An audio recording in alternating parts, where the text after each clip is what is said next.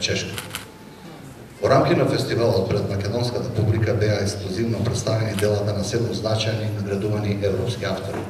Славенка Дракулиć од Хрватска, тоест од Шведска, Джамал Муваријачи од Холандија, Офегиор Сигурдсон од Исланд, Михал Ајвас од Чешка, Антон Баев од Бугарија, Рико Корконен од Финска, Енес Халиловиќ од Србија, како и домашните Живко Гроздановски и Јосип Коцев.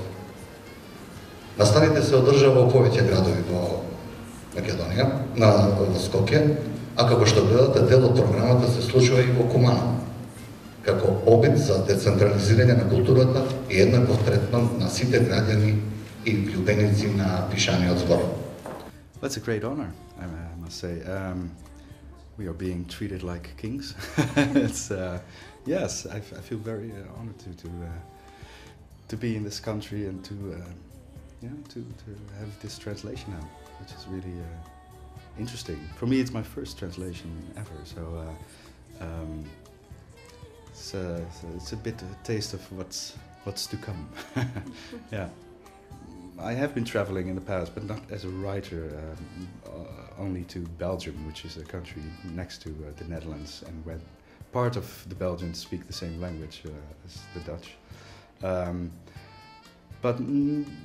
So it's as a writer, for me, it's hard to tell. But as a person traveling in the past, of course, when you get to different places, it gives you that different perspective. Yes, and also on literature. I mean, I think 12 years ago or something, I had a girlfriend who was studying for a couple of months in Japan, and I went to visit her for a month in Tokyo. And I was at the university there, and there was this very thick book of science articles, and all of them I couldn't read. And it was 1,000 pages, and I thought, well, there's this whole, because it was in Japanese script, I couldn't read it. There's this whole science going on that we know nothing about. And that's always so interesting, that you, so many things that you don't know about. And of course, traveling helps, and learning different languages helps as well. Yeah, it's interesting. Денеска ќе промовираме книгата од Джамал Муваријачи, Глад. Книга која што е добитник на Европската награда за литература. Сега навистина многу е прекратко време за една толку голема книга, 700 страници. Овој роман, значи на 700 страници е еден slow burning роман, значи кој што полека ја развива својата приказна.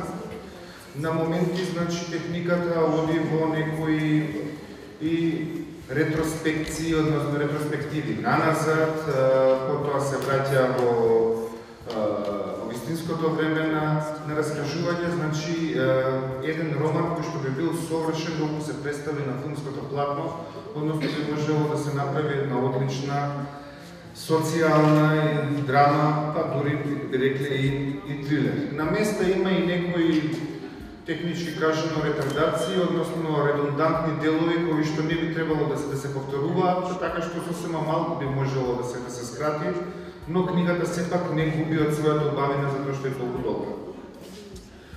Како роман, значи, бега од онаа стандардна структура на еден роман, односно во него прогајуваат и пократки поглавија, на некои места се како помали анекдоти, на некои места има дури и лирика вметнато, потоа имаме и кратки извештаи, значи практично се формира еден меланж, односно една мешавина од најразлични епски видови, епски жанри, па така во една иста книга ни се присутни и обштествено-политичко-историски анализи, но исто така и присутни порно пасажи кои што се, значи, дел од една подруга уметност, би рекле. Anywhere, I guess. But it doesn't mean that every idea is a good idea. Normally I get 3 or 4 different ideas, and when I see a connection between them, then it becomes a story or a novel. So it can be anything from someone that I know, a story I heard, to something I read in a newspaper or that goes on in politics. And when certain ideas come together, then something starts happening with my imagination. And then, then it's just a lot of work from then on. Yeah. And hopefully more ideas as you go along. Сега на некои места таа борба против комунизмот дури е многу посилна отколку главното прашање што се несува таму, кога овој Александар Лазло, унгарец, кој што расте во друга земја, подоцна кога станува филантроп и решава да им помага на гладните во Африка, посвојува 20 деца од Етиопија, ги носи во подобар живот во високо развиените земји, но подоцна е обвинет за педофилија. И така што тука веќе започнува тој дел од романот кој што навистина на некои места е многу контроверзен. Па така ликот на Александар Лазло, ако се оди преку по светата на самиот роман и ако се пребара по интернет, е поврзан со ликот на Кралтон Гајдушек, кој што значи, ако е Александар Лазло лик, тука се работи за Гајдушек како личност, историска личност, односно доктор кој што помагал во проучување и искоренување на болеста куру во афричките земји и кој што исто така бил подоцна обвинет дека неговите штитеници го обвиниле за сексуално злоставување. Не знам дали е тоа заради некој вид на рехабилитација на ликот на Гајдушек или чисто земен како само историски лик, односно лик референт кој што се појавува во романот. Тука е важен и ликот на Аурели, девојка која што исто така една од тие девојки кои што имаат врска со Александар Лазло, со главниот лик, и таа започнува да му помага да ја напишат книгата во која што Александар Лазло ќе се одбрани од тие обвинувања дека е педофил. Па на некои места гласот на нараторот би го поврзал со контроверзноста што ја направија романите на Мишел Уелбек, особено за романот Платформа и елементарни честици. The book is a strange thing because books are both entertainment and they're art. And I think the book as an art form, that's when it comes to literature, has a different obligation than a book as entertainment. I think entertainment, you go there for comfort, to be enjoyed, and you go there when you read a thriller or something like that, and which is fine, you know, I like thrillers as well, but you go there because you have this expectation and you want to see that expectation in the book confirmed. Literature should do something different. It should give you not what you expect. And I think that's where the taboo comes in. You can treat taboos in novels in a way that people don't expect from entertainment literature or entertainment films, art. So I think, yeah, in literature you can treat subjects that you don't normally hear about or that people want to close their eyes to. For example, in the book I wrote, Glad, that's in part about sexuality in general, the way we treat sexuality as in our society. We see people in movies kiss and we see them make love, but we don't actually see them make love because the way people do it in real life, that's very different. And if you would show that on TV or in a book, then it's pornography. But at the same time, we allow violence in movies and books and in very graphic detail with all the blood and cut off body parts, and it's fine, we let our children watch that stuff. So we're perfectly fine with violence and hatred, but just two people making love, that's scary in some sense, and I find that fascinating, and I don't have an opinion that I want to tell people about. in the book, but I want to show the process and the hypocrisy and make people think about that themselves and ask the questions. I think that's a treatment that you can use in literature when it comes to taboos. Ask the questions. Ние тука да речеме како наследници на старословенските народи, кај старите словенски народи било познато во ние први фази дури и ритуално жртвување на првото дете. Сега, дали тоа треба да го земе дека и денес би било дозволено тако нешто. Оваа книга, значи, воопшто не е лесна за варење. Значи, навистина е контроверзна, прекрасно напишана, но, значи, отвара многу интересни прашања. Постои еден мал анахронизам кога нараторот ги поставува приказните за љубовта на постар човек и помлада жена преку онаа лектира што ја знаеме од училиштето. Франческо Петрарка и Лаура, Данте Алигиери и Беатриче, Вирджинија на Едгар Алан По, што му била, значи, истовремено каде помлада од него, уште и прва братучетка, па му станала жена, значи, некои работи кои што постои еден мал анахронизам тука, затоа што разликите во години не биле големи, особено не ке Франческо Петрарка и Данте Алигиери, а вистина е дека Едгар Алан По бил постар многу од својата братучетка. Во книгата е напишано 70 години, но тоа не е точно. Проверив се работи, мислам дека за некои 15-16 години разлика, што да, не велиме дека е дозволена разлика, но значи некои мали технички грешки постојат така.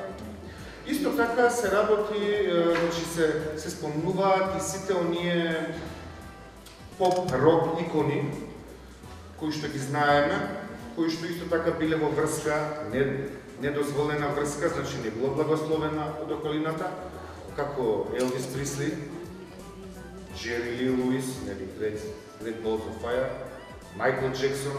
И тука морам да се сетам на една мисла од Airheads филмот, каде што вика, you know what? Rockstars don't go to jail.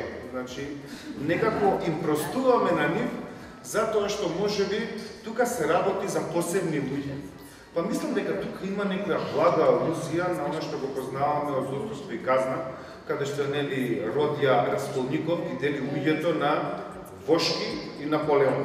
Односно, обични луѓе за кои што важат сите закони, кои што може да отидат во затвор за најмала работа, и Наполеони, односно одбрани луѓе кои што и да жртвуваат 300.000 армија пред портите на Москва, никој нема да ги земе како тирани, како крвници, туку сепак ќе останат херои.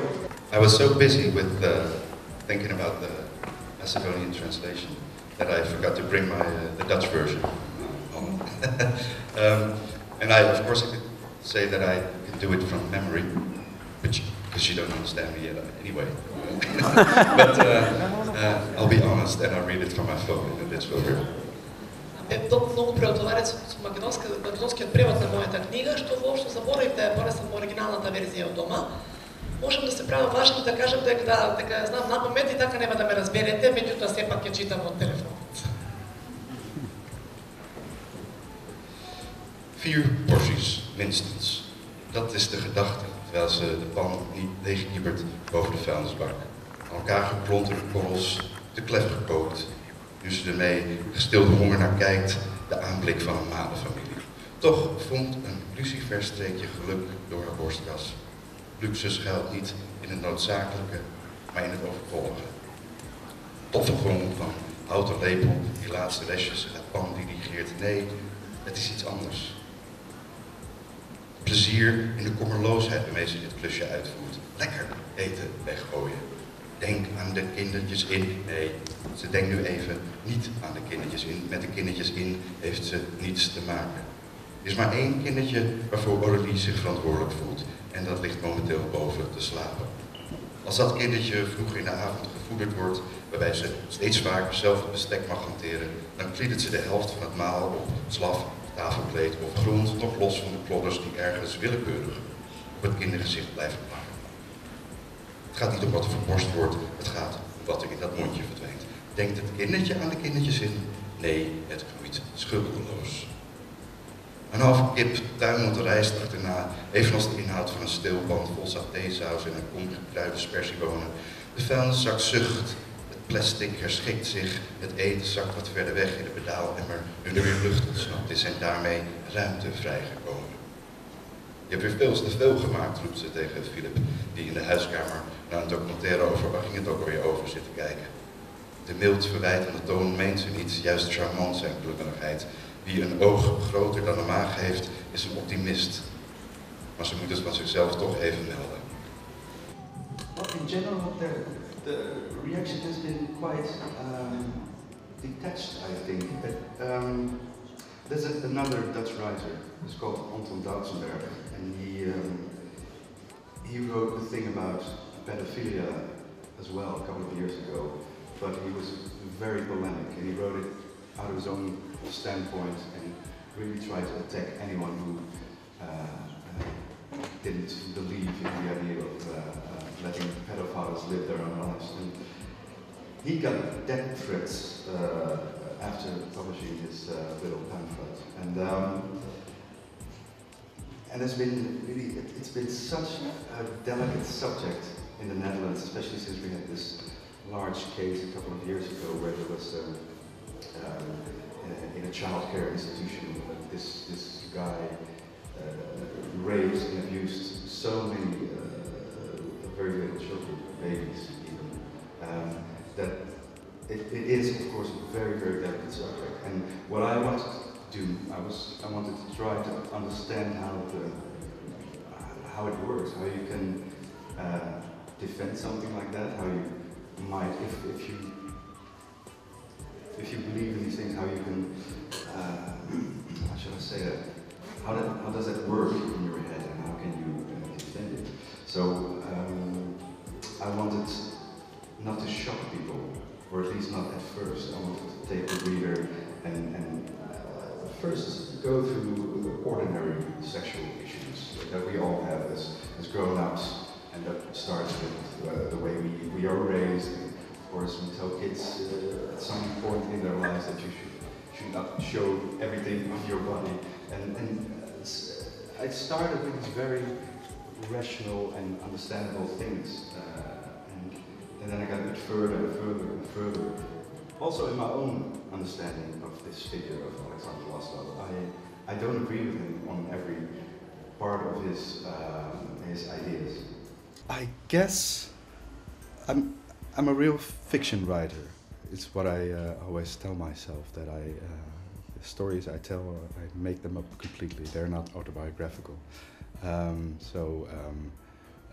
As I said, sometimes elements can come from the news or politics, but and mostly from my imagination. And still, every time when I finish a book, I realize that it's more about me than I thought it was, actually, because somewhere on a subconscious level, I've told everything about myself, but not literally, but you know, on a sort of metaphorical level. It's more about me than I always think it is. So that's a deception that I have every time that I start a book. I think, this is complete fiction. And then along the way it becomes more and more personal. And yeah, so I guess that was quite a surprise with my first book, but then with every book it happens. Yeah. You mentioned another writer getting death threats. Yeah. This same kind of thing has been happening. I'm from Finland, and I'm a writer too. And some of our colleagues have been a bit worried that some readers take books as if they were reading a newspaper. They build up this hierarchy, a complete sort of picture of the person who has written the book, which is absurd. Yes. Is this a trend in literature? Fortunately, it isn't. No, I think this was an exception. And the thing that he wrote wasn't a novel. I think that makes a difference. It was really a polemic written from his own point of view. Yeah. Which still isn't a reason, of course, to make death threats. But I think it's more part of a general trend in the Netherlands, and I guess in probably lots of other countries, especially since the introduction of Twitter. People put death threats out every day. I mean, it's insane. Whenever someone's on television saying something a little bit controversial, I mean, it's immediately a whole storm of threats, and sometimes they're very serious threats, and especially politicians have to deal with this, I guess, every day. While Holland always used to be, and still is, fortunately, a country where the Prime Minister can go on a bike to his work in the government, but there have been politicians in the past, and still are, like Geert Wilders, maybe you know that name, the right-wing populist from the Netherlands. He's still under threat. I mean, he's been living under heavy security protection for I think 10 years now. So the atmosphere is strange and it's pretty nasty actually in that sense. There's not much room for controversial opinions. Well, of course I can't read the Macedonian translation, but so I have to trust that it's that's good. I fully trust that. But working together with Žarko of Antalog, that was a really nice, very pleasant way to work together. And there are, I think, about 9 other translations of the book coming up. So I email with the translators every now and then, and it makes you think about the book again, which is very weird because I finished the book in 2015, so that's already 3 years ago, and then I worked on it for 4 years. So some decisions I made during the writing of the book have taken place 6-7 years ago. And then when a translator asks me a question from what did you mean by this sentence, then I go like, it's a long time ago, I don't know what I meant when I wrote that, you know. So it gives me a new perspective on the book as well. I have to think about it again in a whole different sort of way, more as a reader than as a writer. Yeah. Well, I like European literature. It's it has a different feel, of course, than American literature. That is, at least where I come from, very popular at the moment. And there are great American and English writers, of course, but it's also, you know, there's a lot more than just those countries, and so it's interesting to read out of your own, I don't know, comfort zone, I guess. And it's also funny because when before I came here, I decided to check out a couple of Macedonian authors, and there was one that I read, I think you pronounce it as Goce Smilevski, and I thought, well, I'm gonna learn a bit about Macedonia by reading that book. But it was a book about Spinoza, who of course grew up in Amsterdam.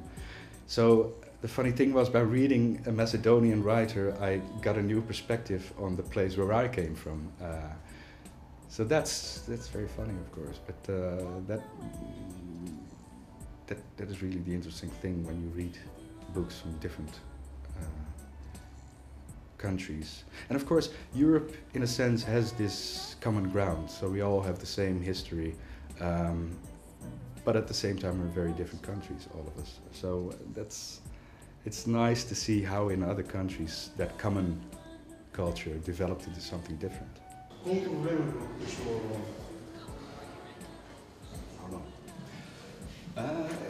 total 5 years, but I took a break in between. So I wrote for 2 years, and then it was finished, but it wasn't good, and I didn't know how to continue. So I thought, well, I'll leave it alone for a couple of weeks. But at the first day of that sort of resting period, I got the idea for another novel. So I wrote that, and then another short novel. So it took finally 1.5 years later, I went back to this book. But by that time, I knew how to fix the problems of it. So then I could finish it in quite a short time, I think 1.5 years. And then finally it was finished, I guess. Yeah. Thank you. Thank you.